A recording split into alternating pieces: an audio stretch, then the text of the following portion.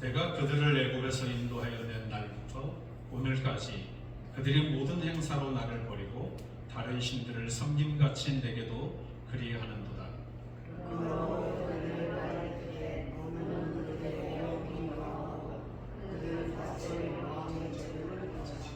아멘. 자리 앉으시겠습니다. 자리 앉으세요. 네, 찬송가 425장 부르시겠습니다.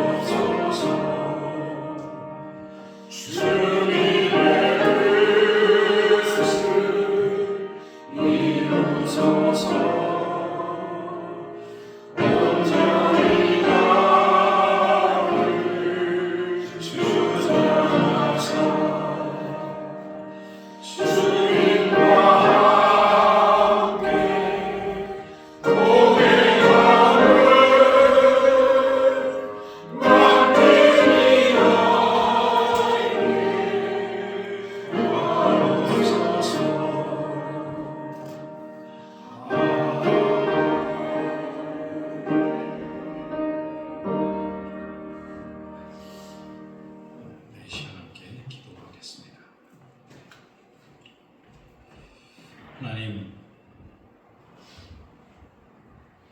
세워주신 귀한 교회에서 하나님을 예배할 수 있도록 인도하시는 종을 감사합니다. 우리의 드리는 예배가 하나님만을 기쁘시게 할 수 있도록 도와주시고 하나님이 주시는 은혜를 누리며 살아가기에 부족함 없도록 인도해 주옵소서.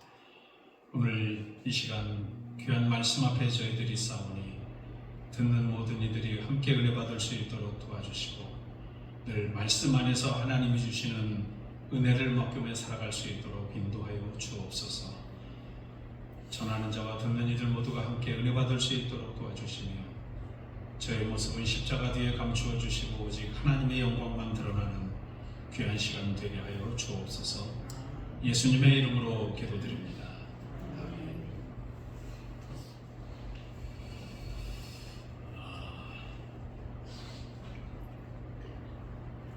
제가 조금 쉽게 하느라고 사실은 하나님 제목을 타입 제목을 하나님 중심, 사랑 중심 이런 제목으로 정했어요.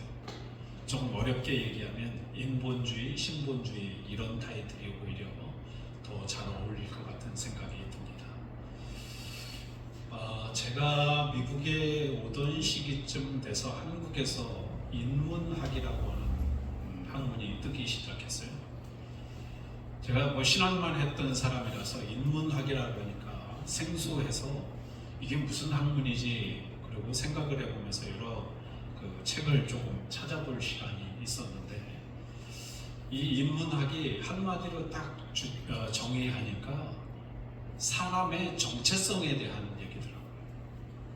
인간이 앞으로 살아가면서 무엇을 해야 되고 어떻게 살아가야 되느냐라고 하는 것을 이게 논리적으로 좀 풀어주는 학문인데 사람에 대해서 그렇게 좀 가능할까 이런 생각도 들면서 그 학문을 듣는데 어느 날 그런 생각이 들었어요. 저 학문을 연구한다는 게 좀 이기적인 것 아닐까라고 하는 생각이 드는 거예요. 왜냐하면 사람에 대해서, 나에 대해서 연구한다 그러니까 내가 어떤 모습을 갖추었는지를 발견하는 모습을 찾아내는 게 인문학이잖아요. 그래서 조금 그 신앙적인 거하고는 좀 별다르게 생각이 되는 부분들이 인문학에 좀 많이 인문학을 보면서 좀 많이 들었습니다. 그리고 또 하나를 말씀드리자면 좀 요즘 유튜브들을 많이 보시죠?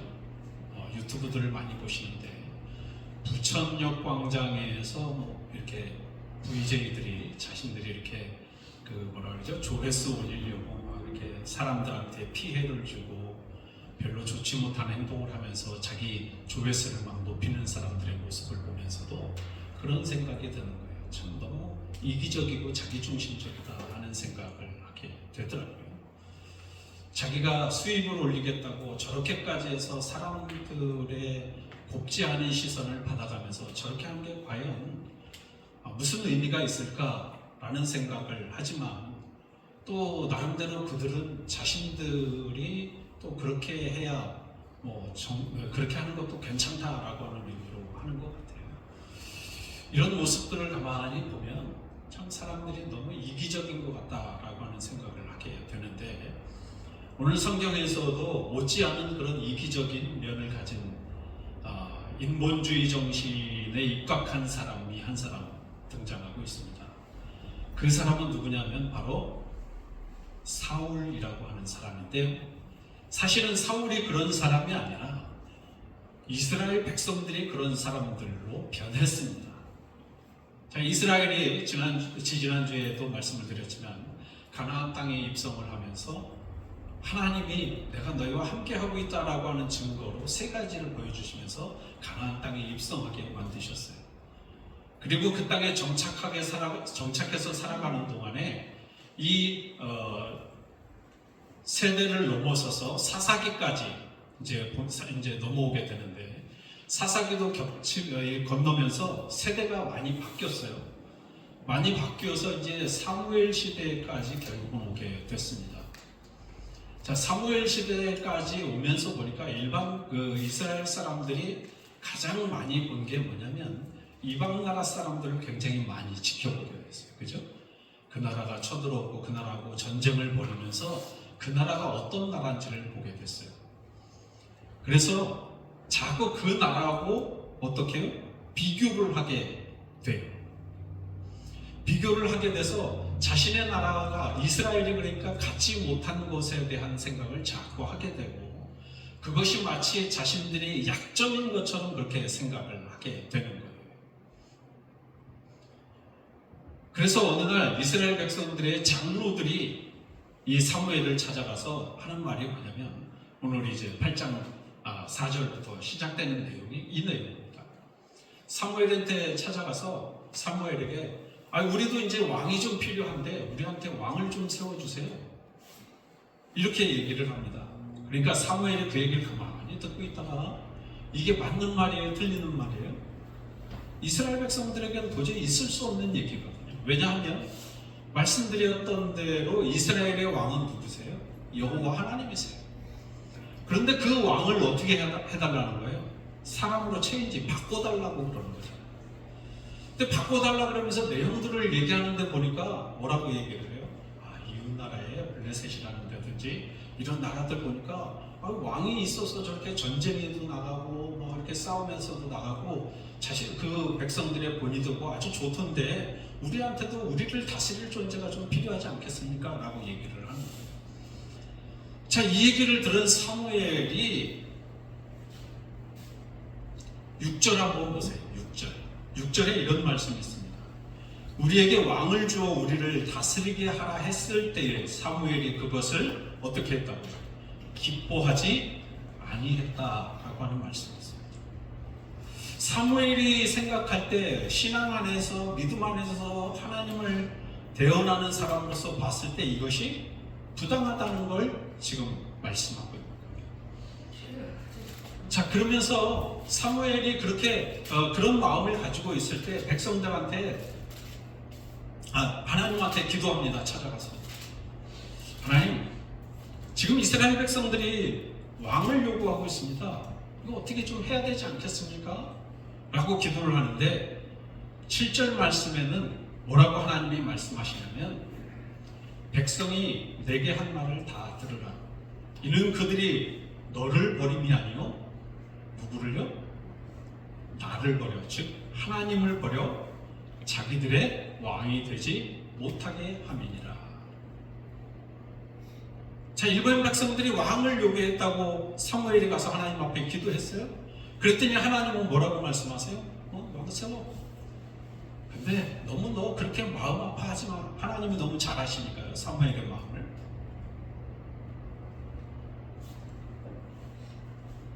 너무 마음 아파하지 마. 그냥 하라고 하는 대로 해줘. 그들이, 그 이스라엘 백성들이 따지고 보면 너를 생각 안 한 게 아니라 나를 버린 거예요. 나를 버린 거예요.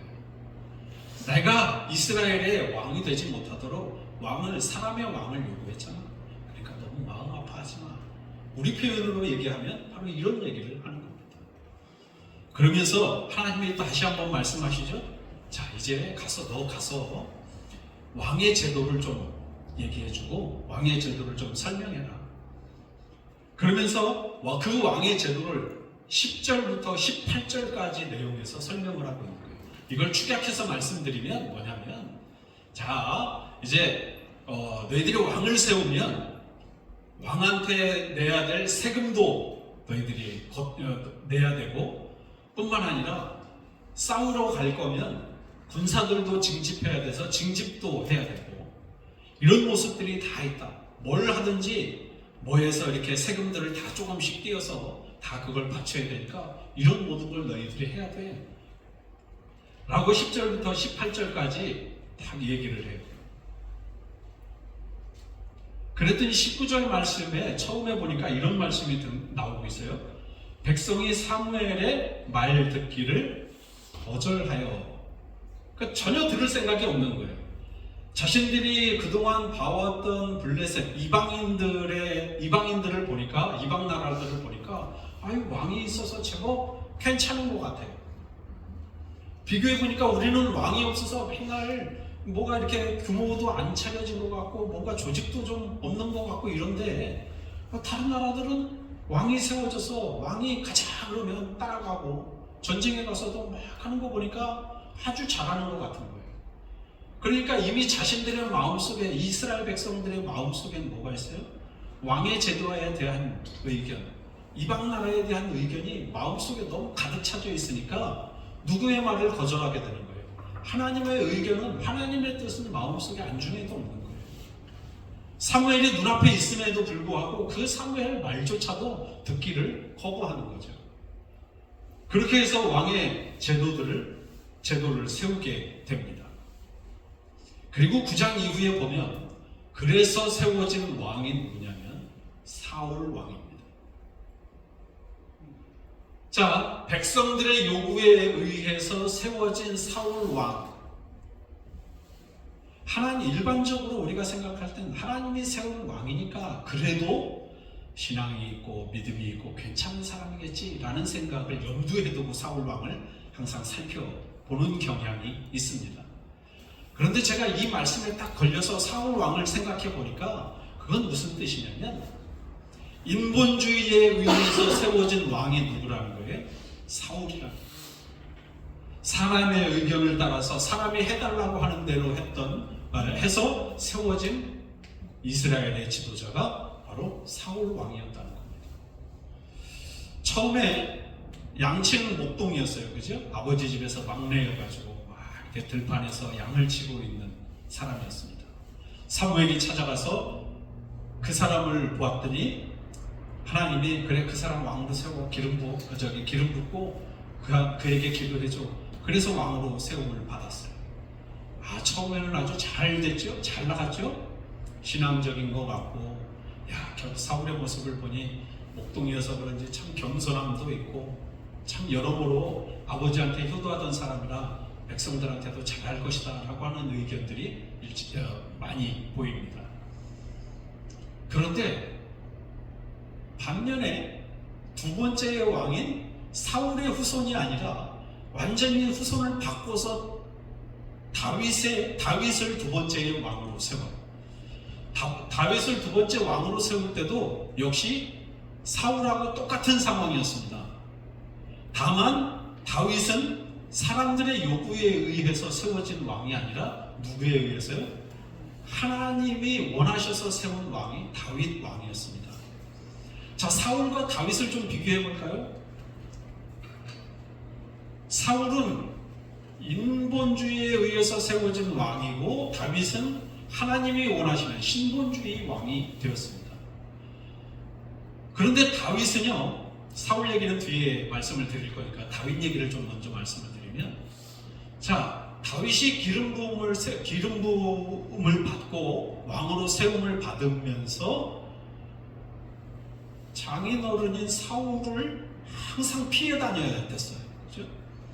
사울은 그 다윗을 못 잡아서 안달이 난 사람처럼 항상 군사를 풀어서 다윗의 뒤를 쫓게 하고, 다윗은 항상 도망자의 신세로 살았어요. 자, 다윗의 모습을 보면 지금 왕으로 세우셨는데 하나님이 어떻게 저렇게 맨날 피하게 만들고 사울이 그렇게 못살게 굴어도 가만히 그냥 저렇게 당하고만 있지? 이런 생각을 하게 돼요. 심지어는 사울이 어느 굴속에서 일을 치르고 있는데 백성들이 그럽니다. 다윗을 따르는 신하들이 그럽니다. 다윗아, 저기 지금 사울 왕이 일을 보고 있는데 저 뒤에 가서 몰래 죽이면 끝나지 않습니까? 우리 이렇게 더 이상 도망 다니지 않아도 되고 저 사람 죽이면 돼요 라고 얘기하는데 다윗 왕이 그 신하에게 뭐라고 얘기하냐면, 야, 저분도 하나님이 기름 부어서 세운 사람이야. 그런데 내가 저를 어떻게 하게? 저는 하나님이 하셔야 돼 라고 하는 얘기를 다윗이 신하에게 하는 거예요. 신하가 그 얘기를 들을 때는 순간적으로 이해를 못했겠지만 다윗하고 지내는 시간들을 보면서 다윗 왕을 아마도 이해하지 않았을까 하는 생각을 하게 돼요. 자, 다윗이 이런 사람이었습니다. 자신 앞에 그 사람을, 사울 왕을 죽이고 나면 다윗이 바로 이스라엘의 왕위에 등극할 수 있는데 절대 하나님이 세운, 기름 부어서 세운 왕이라고 자신의 뜻대로 마음대로 하지를 않아요. 자, 다윗의 마음속에 누가 계신 겁니까? 사람이 가지고 있는 생각보다는 하나님이 어떻게 보실까라고 하는 마음가짐이 더 큰 거죠. 그런데 사울은요, 아주 어마어마한 죄를 짓는 사람으로 변질되어 가는 것을 보게 돼요. 오늘 본문은 아닌데 성경 있으시면 우리 사무엘상 13장을 한번 보세요. 사무엘 13장에 제가 저 타이틀에는 실어놓지를 않았는데 사무엘서 13장 13절을 제가 읽어드릴 테니까 가만히 없으시면 한번 들어보세요. 사무엘이 사울에게 이르되 왕이 망령되이 행하였도다. 자, 이 대목만 봐서는 뭘 망령되게 했다는 거야? 라고 하는 생각을 하실 수 있겠죠.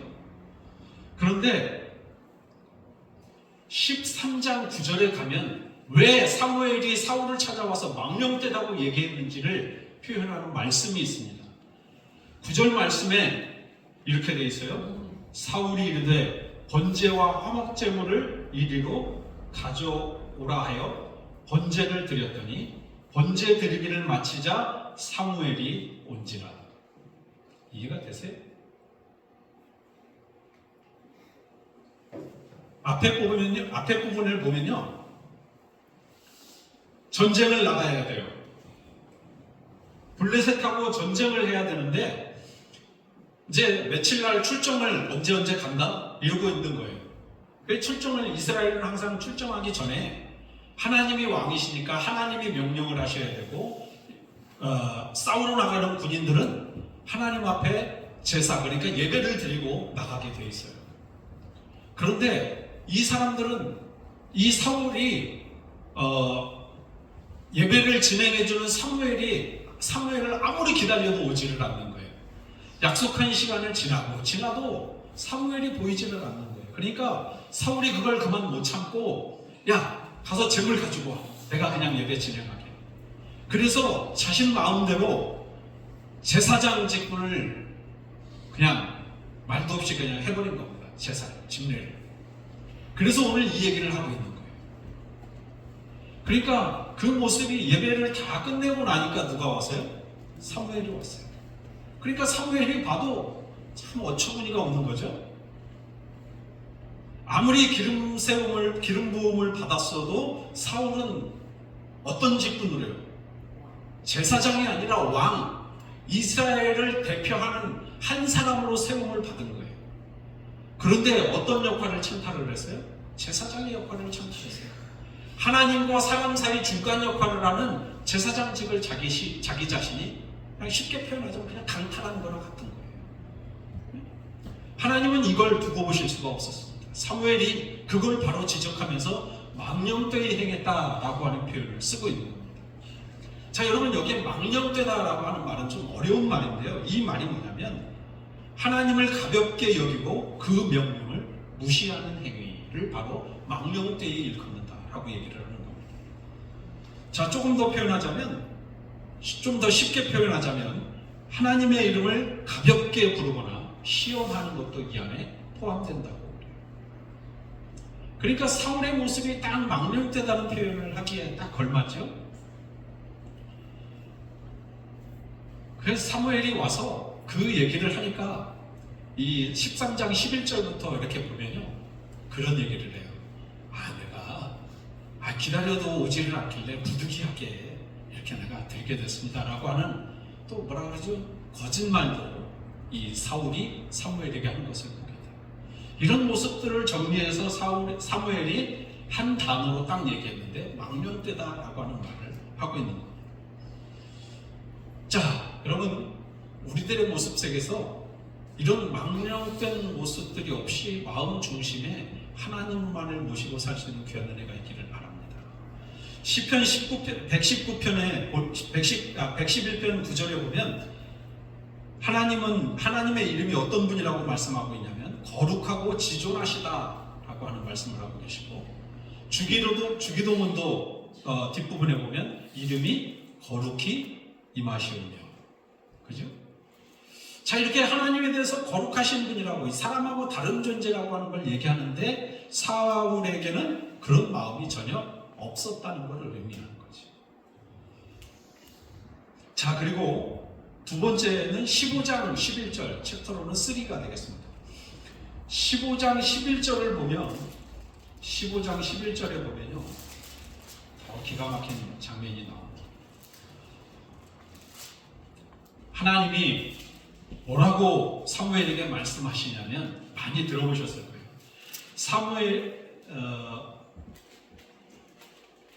여호와의 말씀이 사무엘에게 임하니라 이르시되 그러면서 11절부터 이렇게 말씀하세요. 내가 누가요? 하나님이 사무엘이 아니라 하나님이 사울을 왕으로 세운 것을 어떻게 한다고요? 후회하노니. 자, 이 말씀 속에 하나님이 하신 말씀이에요. 이 말씀을요. 내가 사울을 왕으로 세운 걸 내가 후회해. 그러면서 사무엘하고 얘기하고 있는 거예요. 그러니까 이 한마디에 모든 게 다 담겨 있어요. 그렇다면 단순히 제사장직 사울이 제사를 진행했을 땐 아무 말씀도 없으셨던 하나님이 지금 여기에 15장에 와가지고 장장 2장에 걸쳐서 지나왔는데 15장에서 내가 사울을 왕으로 세운 걸 후회한다? 이렇게 말씀하세요. 왜일까요? 그건요 15장 11절에 보니까 뭐라고 말씀하시냐면 그가 돌이켜서 나를 따르지 아니하며 내 명령을 행하지 아니하였음이니라. 이렇게 말씀하고 계세요. 그 후에 하노니 바로 뒤에 나오는 말씀입니다. 하나님이 그러니까 말씀하신 것을 지켰다고요? 안 지켰다고요? 지키지 않았다는 거예요. 자, 이 내용이 어떤 내용이냐면요. 전쟁을 나가게 됐어요. 아말렉하고 전쟁을 하게 되는데 하나님이 말씀하셨어요. 야, 전쟁에 나가거든 그 땅에 있는 거 아무것도 이스라엘 땅으로 가지고 오지 마. 제가 전에 진멸이라고 하는 말씀 드렸죠? 첫 번째 설교할 때. 진멸해, 다 진멸시키고 돌아와. 이렇게 말씀하셨는데 사울이 이제 출정을 해서 전쟁을 막 치렀어요. 막 치르면서 보니까 길을 지나가는데 양이 옆에 이렇게 지나가는데 보니까 염소대하고 있는데 아주 눈에 이쁘게 보이는 거예요. 너무 곱게 좋게 보여요. 그래서 그거를 데리고 왔어요. 그리고 왕궁에 가서 딱 보니까 왕궁에 뭐가 있어요? 금이나 이런 은보화들이 많았을 거 아니에요? 그걸 도저히 그냥 이렇게 다 태우거나 없애고 돌아오고 싶지가 않은 거예요, 사울왕은. 왜냐하면 전쟁에 나갔고 전쟁에서 지금 다 이겼으니까 그걸 가지고 와도 괜찮겠지. 사울은 그렇게 생각한 겁니다. 그래서 그 모든 것을 다 가지고 온 것까지는 그렇다고 치는데 가지고 와서 누가 볼까봐 몰래 왕궁 한쪽에다가 숨겨놨어요. 자, 선지자가 이걸 가만히 그 사실을 모르고 있다가 하나님이 말씀하세요. 선지자한테 야, 너 거기 가봐. 사울 왕궁에 가봐. 거기에 이런 걸 제가 갖다 놨어. 그리고 사무엘이 사울 왕을 찾아서 보니까 찾아와서 하나님이 말씀하시는 걸 그대로 말씀하는 거예요.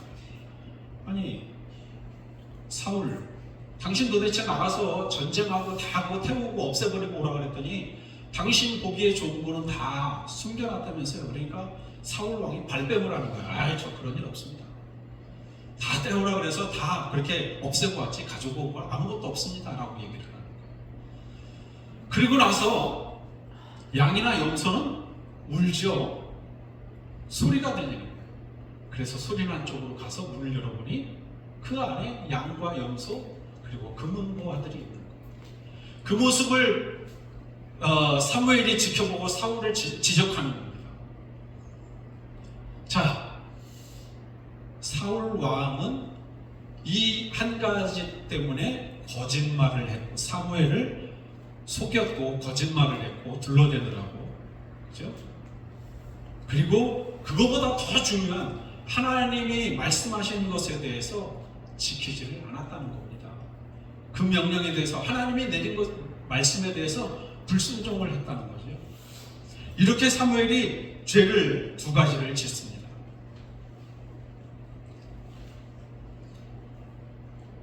자, 이 사울의 모습을 가만히 제가 지금 말씀을 드렸는데 사울의 모습을 가만히 한번 이렇게 들으셨으니까 한번 생각을 해보세요. 사람이 백성들이 요구해서 세운 왕이라고 하는 게 딱 이게 뭐가 좀 맞아 들어가죠. 그러니까 사울을 세우면서 백성들이 그 사실에 대해서 좀 인식하고 알라고 하는 거예요. 애들이 사람을 왕으로 세우고 싶어 해서 사울 왕을 이렇게 세웠더니 결국은 너희들한테 좋지 않은 모습으로 이렇게 보이게 된다. 결국은 그 의미는 뭘까요? 하나님이 이스라엘을 외면하실 수 있다는 얘기입니다.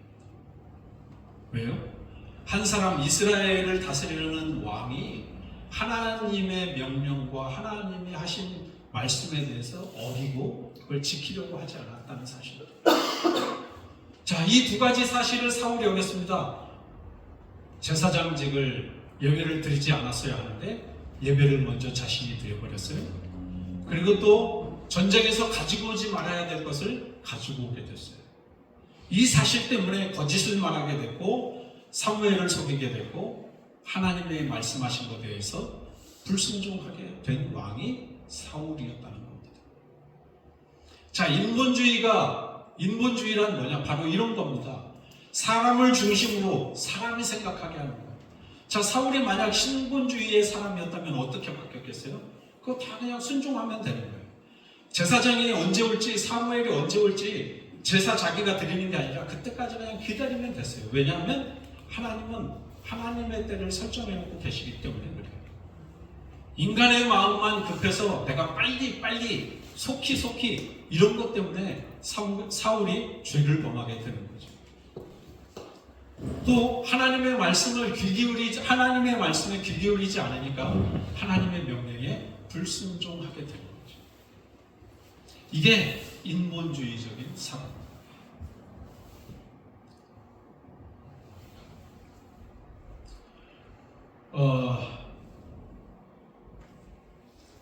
말씀을 조금 이렇게 지금까지 들었던 말씀을 정리를 하면 이런 겁니다.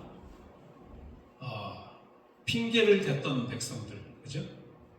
자, 우리가 보니까 옆에 왕들이 있어서 그 사람들처럼 우리한테도 왕이 있으면 이렇게 저렇게 좋을 것 같아. 뭐 이런 얘기를 자꾸 하는 거죠. 그리고 사무엘이 안 된다 얘기하니까 그것에 대해서 자꾸 다른 얘기를 하게 돼요. 그리고 왕도 백성들이 요구했고, 그래서 사무엘의 마음이 불편해졌고, 이방인들의 제도를 원하는 백성들이 됐습니다. 하나님은요, 이방인들이 가지고 있는 제도나 이방 여인과의 결혼을 아예 금지시키셨습니다. 왜냐하면 말씀드린 대로 그들은 거룩하고 깨끗하지 못한, 정결치 못한 삶을 사는 이들이었기 때문에 하나님과는 거리가 멀어서 하나님은 그들과 동떨어진 삶, 구별된 삶을 살기를 원하셨어요. 하나님의 백성들. 그런데 이스라엘은 오랫동안 그것을 지켜보고 옆에 나라의 그런 모습들을 지켜보면서 자신들도 그들과 똑같아지고 싶은 마음이 그 안에 있었던 겁니다. 그래서 하나님에 대해서 외면하게 됐고 하나님에 대해서 멀리하게 됐다는 겁니다. 여러분, 우리 마음 중심에 세상의 것을 좋아하고 세속적인 것을 자꾸 마음속에 받아들이다 보면 우리 마음속에 하나님이 계실 자리가 없는 거예요. 그래서 말씀에서는 뭐라고 말씀하죠? 세상 것과 하나님의 것을 같이 섬기지 말라라는 말씀을 하고 계시는 이유가 바로 그래서 그렇습니다. 믿음 안에서 여러분, 우리가 무엇을 세워가야 하고 어떤 것을 세워가야 할지를 분명하게 생각하고 마음속에 품고 신앙생활을 해나간다면 하나님이 원하시는 방법에 의해서 내가 원하는 때가 아니어도 하나님이 원하시는 때에 분명히 나의 삶을 인도하실 뿐만 아니라 내게 필요한 것도 채우시고 공급한다는 사실 여러분 반드시 기억하실 수 있기를 바랍니다. 저도 개인적으로 보니까 그래요. 10년 전부터 목회에 대한 기도를 하고 미국에 와서 한국에서도 그래도 이만한 신앙이 있었으니까 그냥 목회 가면 빨리 하겠지. 근데 그건 제 생각이었죠. 하나님이 그만큼의 세월을 기다리게 하시더라고요. 그 안에 기다리는 삶 속에서도요, 제가 얼마나 많이 목사직이라는 것에 대해서 포기할 생각을 했는지 결국은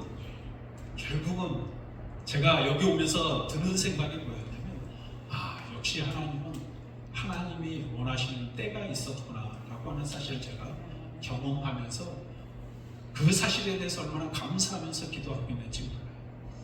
여러분, 내가 원하는 때가 지금 당장이 아니에요. 원하는 때가 지금 바로 됐으면 좋겠지만 그 때가 아니고 조금 시간이 걸리더라도 하나님은 분명히 여러분들의 원하심을 이루어 주신다고 하는 사실을 반드시 기억하시고, 그때까지 사울처럼 그렇게 마음을 잃어버리거나 세상 것에 빼앗기는 사람이 아니라 다윗처럼 마음을 지키고 힘든 순간순간들이 와도 그걸 기도하면서 극복해내노라면 하나님이 반드시 모든 것을 이루어 가신다고 하는 사실들을 기억하실 수 있기를 바랍니다.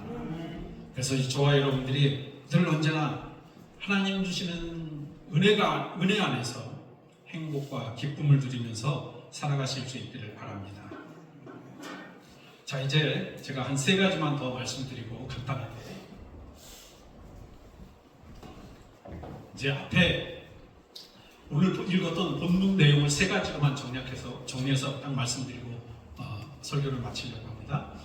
첫 번째는 뭐였냐면 하나님을 외면했다는 겁니다. 이스라엘 백성들. 그렇죠? 다 들으셔서 이 얘기는 이제 충분히 이해하시죠?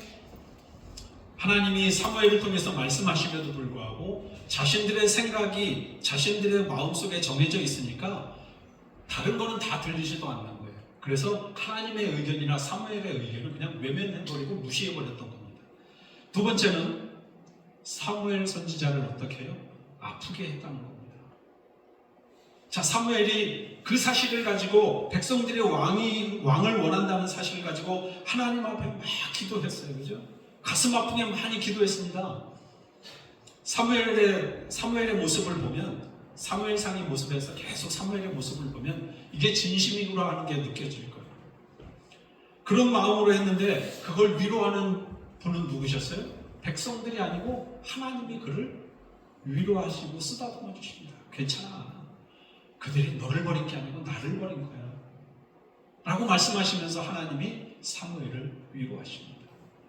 여러분, 우리도 아픔이 있으면, 내가 어떤 아픔을 가지고 살아간다면 하나님이 우리를, 그 아픈 사람을 위로하신다고 하는 사실을 여기서 찾아볼 수 있습니다. 그리고 마지막 세 번째는요, 이스라엘 백성들은 이방인들의 행동들을 부러워했습니다. 왕이 있는 것도 부러워했고 그 나라에 그런 제도들이 있다는 것을 부러워했습니다. 눈에 보이는 왕이 있어야 하고 그 사람에 의해서 다스림을 받는 게 좋다고 생각하는 사람들, 그래서 그들을 부러워했습니다. 자, 이렇게 오늘 세 가지로 딱 보면 이 모습이 또 세속주의 혹은 인본주의의 모습을 가진 사람들의 모습이라고 하는 사실을 오늘 성경을 통해서 보게 됩니다. 다시 한번 말씀드리기는, 여러분, 인본주의는 자신들의 요구대로 하나님이 움직여 주시길 기대하는 사람들이 인본주의 정신을 가진 사람들이고, 그리고 하나님의 말씀을 안중에도 없고 순종하지 하고자 하는 마음도 없고, 그 다음에 마음속에 하나님조차 없는 사람 상태를 얘기합니다. 그러니까 정리하자면 마음속에 아예 하나님이 계시지 않는 거예요. 하나님을 영접지 않고 그냥 습관대로 하나님을 섬긴다고 말하고 예배한다고 말하는 사람들이 인본주의자라는 겁니다.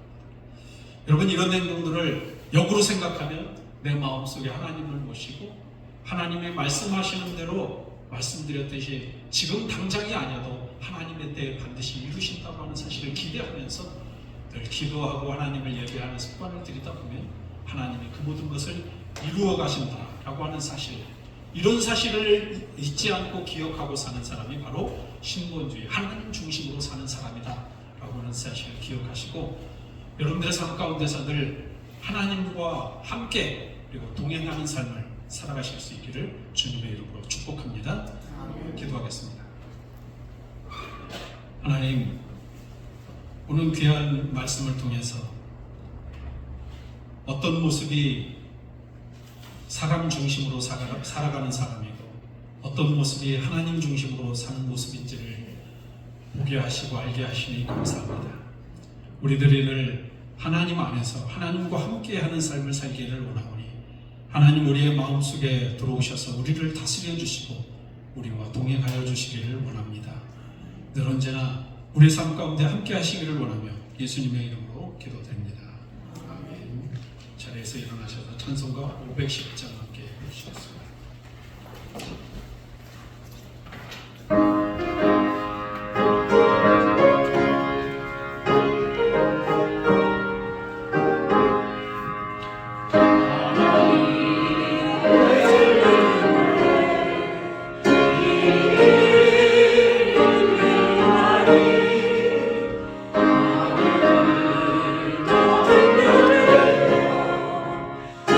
주의 사랑이